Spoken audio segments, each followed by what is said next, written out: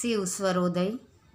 यदि युद्ध काल में चंद्र स्वर प्रवाहित हो रहा हो तो जहाँ युद्ध हो रहा है वहाँ का राजा विजयी होता है, किंतु यदि सूर्य स्वर प्रवाहित हो रहा हो समझना चाहिए कि आक्रमणकारी देश विजयी होगा। विजय में यदि किसी प्रकार का संदेह हो तो देखना चाहिए कि क्या सुषुम्ना स्वर प्रवाहित हो रहा है। यदि ऐसा है तो समझना चाहिए कि शत्रु संकट में पड़ेगा। यदि कोई योद्धा युद्ध के मैदान में अपने क्रियाशील स्वर की ओर से दुश्मन से लड़े तो उसमें उसकी विजय होती है। इसमें विचार करने की आवश्यकता नहीं होती।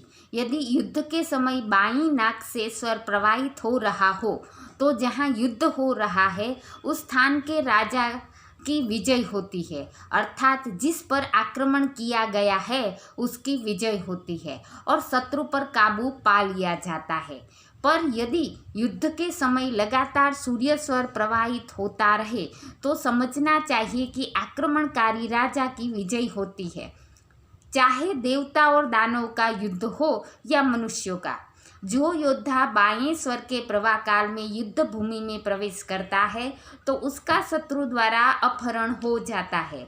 सुषुम्ना के प्रवाह काल में वह युद्ध में स्थिर रहता है, अर्थात टिकता है, पर सूर्य स्वर के प्रवाह काल में वह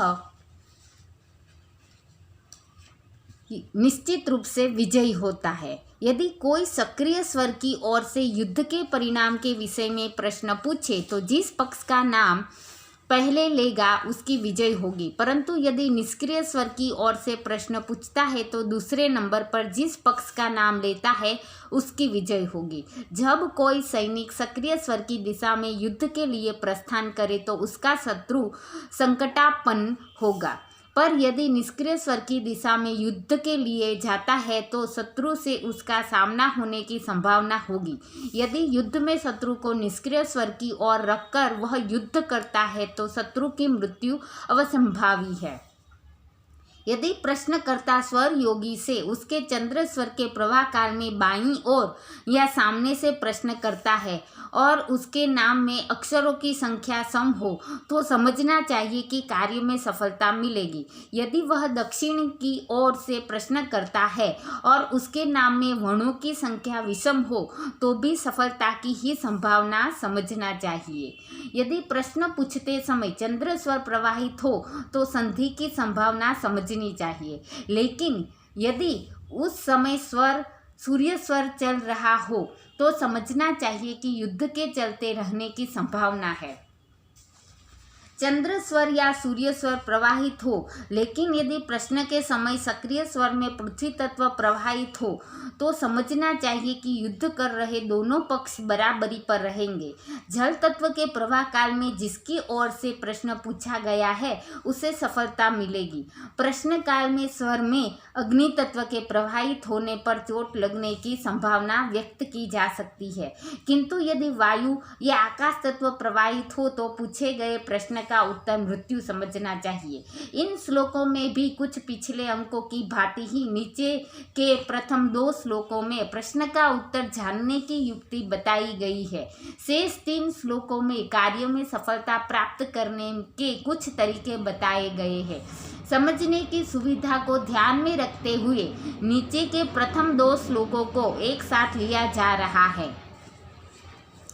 यदि किन्हीं कारणों से प्रश्न पूछने के समय यदि स्वर योगी सक्रिय स्वर का निर्णय न कर पाए तो सही उत्तर देने के लिए वह निश्चल हो बैठ जाए और ऊपर की ओर एक फूल उछाले। यदि फूल प्रश्नकर्ता के पास उसके सामने गिरे तो शुभ होता है, पर यदि फूल प्रश्नकर्ता के दूर गिरे या उसके पीछे जाकर गिरे तो अशुभ समझना चाहिए।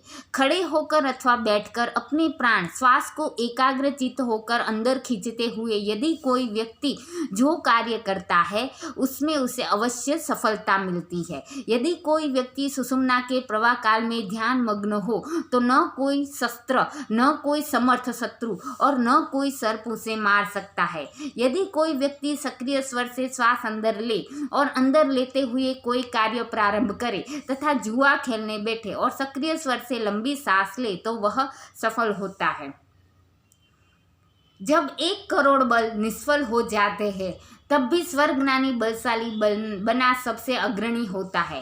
अर्थात भले ही 1 करोड़ हर प्रकार के बल निष्फल हो जाए, लेकिन स्वर्गज्ञानी का बल कभी निष्फल नहीं होता। स्वर्गज्ञानी इस लोक में और परलोक या अन्य किसी भी लोक में सदा शक्तिशाली होता है।